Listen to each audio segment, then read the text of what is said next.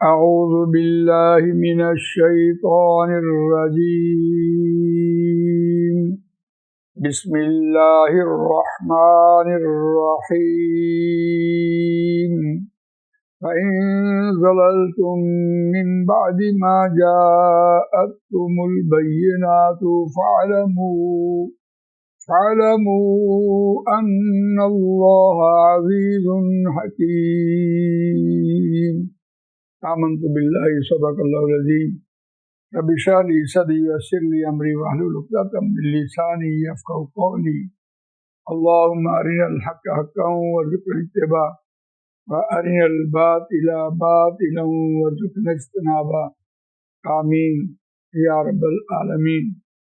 دوستو بزرگو، سورہ بقرہ آیت نمبر 209 آپ کے سامنے تلاوت کی ہے، اور یہ دوسرے پارے کا 9واں رکوع زیر مطالعہ ہے۔ اس رکوع میں خاص طور پر حج کی ترتیب اور حج کے طریقے بیان ہوئے ہیں، اور اس میں ساتھ ساتھ ہدایات دی جا رہی تھی کہ آپ نے خانہ کعبہ کے اوپر پہلی نظر کس غرض سے ڈالنی ہے، اور کیا کیا آپ نے دعائیں مانگنی ہیں، اور ساتھ ہی حج کا مقصد بتایا جا رہا تھا، حج کی عبادت بتائی جا رہی تھی، اور حج کی عبادت کے بارے میں بھی بتایا گیا کہ حج تمام نماز، روزہ، حج، زکوٰۃ، یہ حج کی عبادت ساری عبادات سے افضل عبادت، یعنی اعلیٰ عبادت۔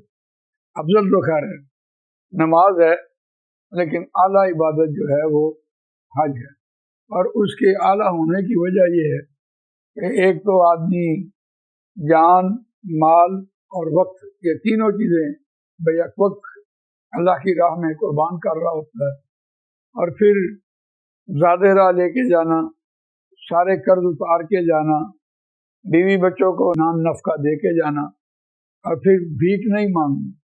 اور غرض کیا ہے کہ یا اللہ دین میں پورے کے پورے داخل کر، اور پورا دین جب تک سسٹم نافذ نہیں ہوتا اس وقت تک پورا دین نہیں آتا۔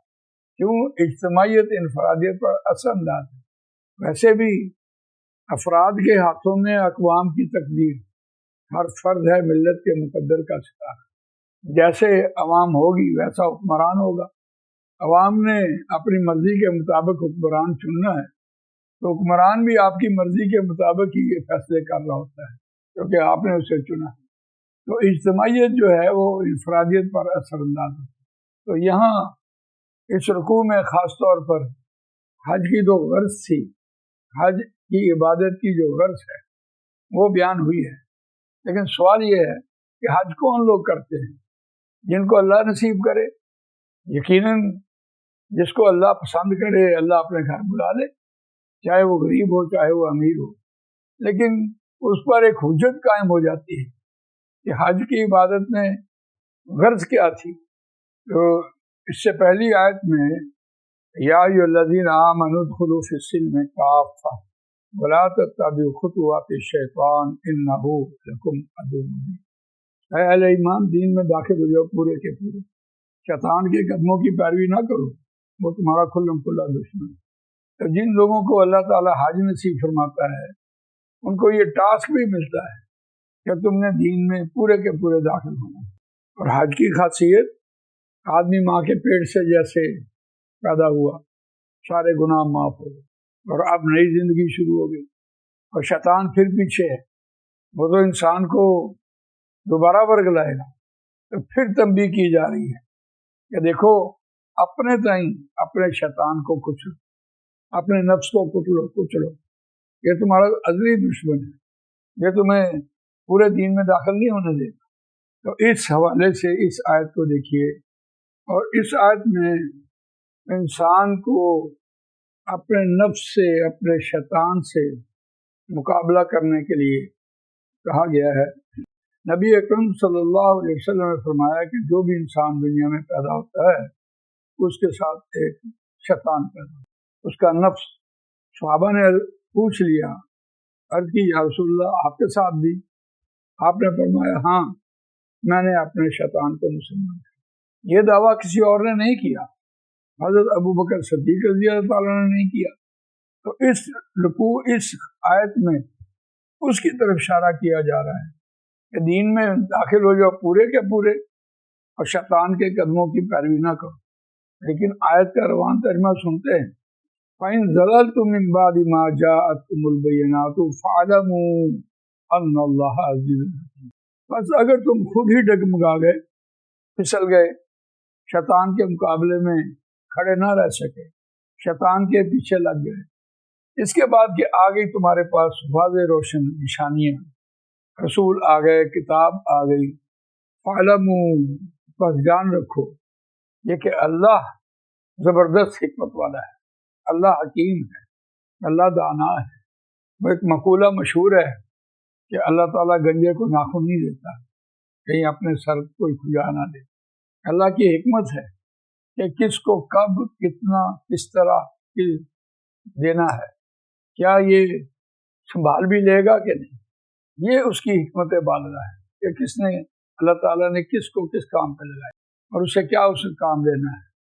لیکن جو بھی انسان دنیا میں کام کرے، دین کے حوالے سے، نیکی کے حوالے سے، آخر سے بچنے کے حوالے سے، دین کو پھیلانے کے حوالے سے، اپنے نفس کو اس میں کچلنا ہی کچلنا ہے. جہاں ہم عبادت کی بات کر رہے ہوتے ہیں، اور عبادت تو پھر یہ ہے کہ اللہ کا حکم اپنی مرضی کے خلاف خوش دلی سے، آزاد مرضی سے کر کے دکھائے. یہی تخلیق آدمیت.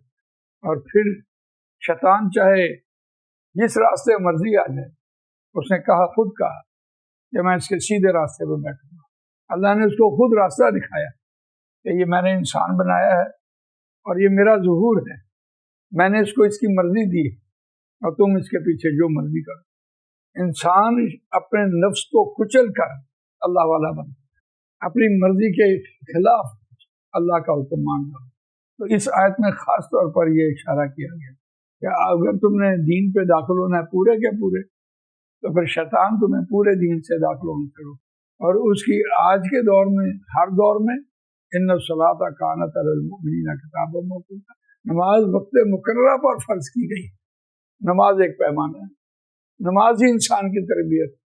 اور جب آدمی نماز کا پابند ہوتا ہے، اللہ کے حضور جہاں کھڑا ہوتا ہے، تو پھر اس کے شیطان تو اس کو اس تربیت سے روکتا ہے.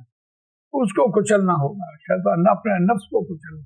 ہم کہہ دیتے ہیں اللہ میں توفیق دے، تو اللہ نے توفیق دی ہوئی ہے. توفیق تو ہے ہی جو چیز مل جائے، اب اس کو استعمال کرے. تو اس آیت میں خاص طور پر اس طرف اشارہ کیا گیا کہ اپنے نفس سے کچل کر، اپنے شیطان سے مقابلہ کر کے اللہ والا انسان بنے گا جب بھی بنے. تو اللہ تعالیٰ مجھے آپ کو قرآن مجید پڑھنے، سمجھنے، اس پر عمل کرنے، اس کو دوسروں تک پہنچانے کی توفیق فرمائے. یہ شیطان جو ہے وہ ہر روپ میں آ جائے، سوائے نبی اکرم صلی اللہ علیہ وسلم کے روپ میں نہیں آ سکتا. ماں کے روپ میں، باپ کے روپ میں، استاد کے روپ میں، دوستوں کے روپ میں، بیوی کے روپ میں، بچوں کے روپ میں، ماحول کے روپ میں، ہر طرف سے وہ آدمی کو جکڑے گا.